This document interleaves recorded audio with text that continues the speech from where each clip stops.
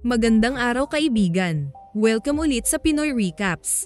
Ang pelikulang ibabahagi ko ngayon ay ang action sci-fi movie na I Am Legend na ipinalabas noong 2007. Sa taong 2009, masayang binalita ng medical world na nadiskubre na rin ang gamot sa lahat ng klase ng cancer. Ito ay ang measles virus. Genetically re-engineered ang virus na ito at ayon sa clinical trials 100% itong nakakagamot sa lahat ng uri ng cancer. Pero paglipas ng 3 taon, napakatahimik na ng buong mundo. Naging gubat na ang mga syudad at wala ng katao-tao sa paligid. Dahil 99% ng populasyon ay na-infect ng deadly virus na ginawa ng mga scientist, ang gamot na para umano sa cancer. Noong una ay effective ang virus sa paggamot ng cancer pero hindi nila inaasahang maging sanhi ito ng halos pagkaubos ng mga tao sa mundo. Ang mahawan nito ay parang maging vampira na magtatago tuwing may liwanag dahil namamatay sila sa sinag ng araw kaya sa gabi lang sila lumalabas. Nakakahawa ang kagat ng isang infected, pumapatay ng tao para kainin kaya nagtatago ang mga survivors. Ang mga infected na ito ay tinatawag na mga dark seekers. Pero sa New York City, may nag-iisang nakaligtas sa lugar na ito, si Dr. Robert at ang kanyang aso na si Sam. Aktibong sundalo ang doktor nang mangyari ang pandemya. Isa siyang virologist kung saan pinag-aaralan niya ang lahat ng klase ng virus. Isang araw, nakikipaghabulan ang doktor sa grupo ng mga osa sa kalsada. Pero hindi siya nakakuha ng tiyempo dahil sa bilis ng mga ito. Maya-maya ay may namataan siyang pag-alagala sa kanto pero bigla itong sinunggaban ng leon. Umatras na lang si Robert nang makitang lumabas din ang mga anak nito. Mas pinili niyang pagbigyan na makakain ang mga hayop kaysa magutom ang mga ito. Nang tumunog na ang alarm niya sa 5:30 ng hapon, ito na yung hudyat na kailangan na niyang umuwi dahil maglabasan na ang mga dark seekers. At tuwing umuwi siya, siniguro niyang hindi masundan ng mga infected kaya binubuhusan niya ng alkohol ang hagdan bago pumasok sa loob ng bahay. Simula nang magpandemya, pagdating ng alas 5:30 ng hapon. Magsasarado na ang doktor sa lahat ng metal cover ng mga bintana at pinto. Pagkagat ng dilim, dito na magtatago ang dalawa sa bathtub. At maririnig na nila ang nakakapanghilakbot na sigaw ng mga dark seekers sa paligid. Kahit 3 taon na ang nakalipas, parang kailan lang nakasama pa ni Robert ang kanyang mag-ina. May sariling laboratory ang doktor sa basement ng kanyang bahay. Kaya dito niya ginagawa ang kanyang mga eksperimento sa mga dagang infected ng virus. Araw-araw niyang minomonitor ang progress ng mga ito dahil hindi pa rin nawawala ng pag-asa si Robert na makakagawa din siya ng lunas sa virus na ito. Araw-araw ding umaalis si Robert at pinapasok ang mga bahay para maghanap ng mga bagay na napapakinabangan gaya ng mga pagkain at gamot. Pumupunta din siya sa isang record store para manghiram at magsauli ng CD. Kinakausap niya ang mga manakan dito na parang mga totoong tao.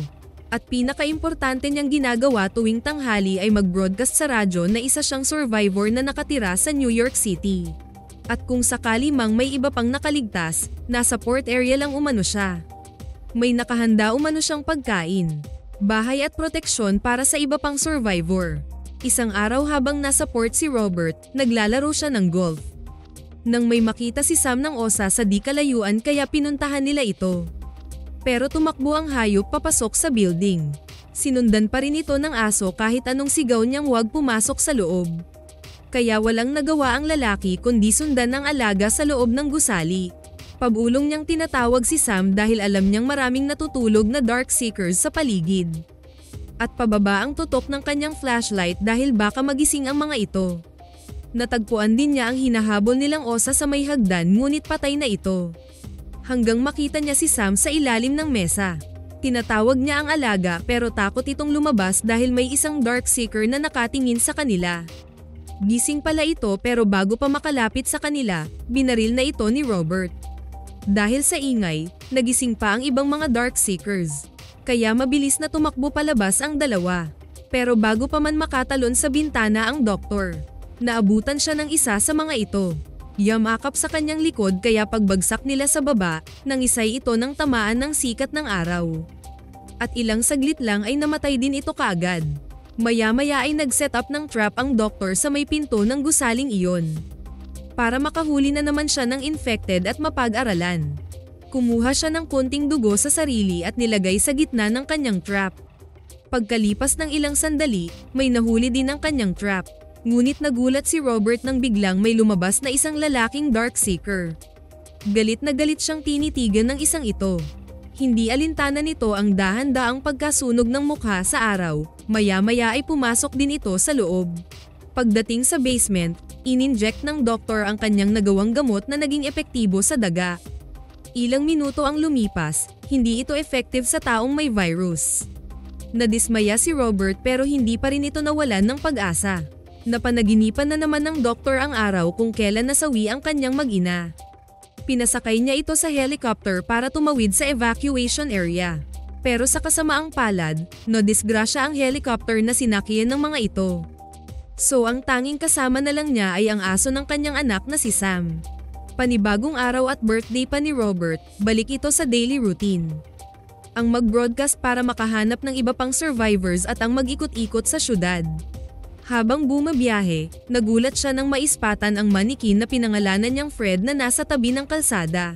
Nilapitan niya ito at sinigurong ito yung manikin sa record store. Nagtataka at naguguluhan si Robert paano napunta sa kalye si Fred. Kinuha niya ang baril at sinabihan ang manikin na magsalita kung totoong tao ito. At ilang saglit pa ay pinagbabaril na nito ang manikin. Hindi nito alam kung napapraning na ba siya kaya biglang naisip na baka may nakamasid sa kanya sa paligid kaya pinagbabaril din ni Robert ang mga building. Dahan-dahan siyang lumapit sa mannequin. At nang umapak siya sa tubig, dito na biglang nalaglag ang taxi sa gilid ng flyover at huli na niyang naisip na nakaapak pala siya sa isang trap. Bago siya umangat, pumalo ang ulo niya sa kalsada kaya nawalan siya ng malay. Ilang oras ang lumipas, nagising siya sa tunog ng kanyang relo at mga tahol ni Sam. Dahil matagal siyang nakabitin, nahirapan siyang putulin ang tali sa kanyang paa. Pagbagsak niya, nasaksak pa siya ng hawak niyang kutsilyo sa may hita. Kailangan na niyang magmadaling bumalik sa sasakyan dahil malapit nang mawala ang araw. Habang hinihila ang sarili pabalik, nakasilip na ang Darkseeker sa may building kasama ang mga aso nito na infected din. Dahil kunting sinag na lang ang natira sa paligid pinakawalan na nito ang mga aso. Ngunit nang subukan ng isa na tumawid sa sinag ng araw, umiyak ito nang masunog ang balat. Tinatawag na ni Robert si Sam na bumalik na. At nang mawala na ang sinag, tumakbo agad ang mga aso at sinunggaban si Robert ngunit niligtas siya ni Sam. Ilang saglit pa ay napatay na ang 3 infected na aso pero nakagat naman si Sam. Pagdating nila sa bahay, hindi alam ni Robert kung effective ba ang antivirus kay Sam pero tinurukan pa rin niya ito. Kinarga niya ang alaga at kinantahan. Ilang saglit ang lumipas, naglagas na ang mga balahibo ng aso at nang silipin niya ang mata at ngipin nito, nagsimula nang maging infected si Sam. Kaya sinakal na ito ng doktor. Kinabukasan ay nilibing niya ang alaga. Dahil sa pagkamatay ni Sam, nawalan na ng gana si Robert. Alam niya na suicide ang gagawin pero nagplano pa rin siyang maghiganti sa mga Darkseekers. Sinadya ni Robert na magpagabi sa port area kung saan siya nag-aantay ng survivors. Nang magsimula ng maglabasan ang mga Darkseekers, binanggaan at sinagasaan niya ang mga ito. Pero sa sobrang dami nila, natob ng mga ito ang sasakyan ng doktor. Pumasok na sa sasakyan ang pinaka-leader ng mga ito at kakagate na sana siya nang biglang may sumindang napakalakas na ilaw. Nang magising si Robert kinabukasan, natahi na ang sugat niya. Si Anna at Ethan pala ang nagligtas sa kanya na kapwa mga survivors na namalagi sa Red Cross ship. Narinig ng mga ito ang broadcast ng doktor kaya nagpunta ang dalawa sa port area at nag-antay simula tanghali ng araw na iyon. Pupunta umano ang mga ito sa isang safe zone pero nagalit ang doktor dahil wala na daw safe zone at patay na ang lahat. Nang mahimasmasan si Robert sa ginawa niya, nagpaalam muna siya sa dalawa para makapag-isip. Sinabi ng babae na tanghali na para umalis sila sa lugar kaya ipagpabukas na lang daw nila ang pagbiyahe pero nagmatigas si Dr. Robert na hindi niya iiwan ang kanyang pwesto.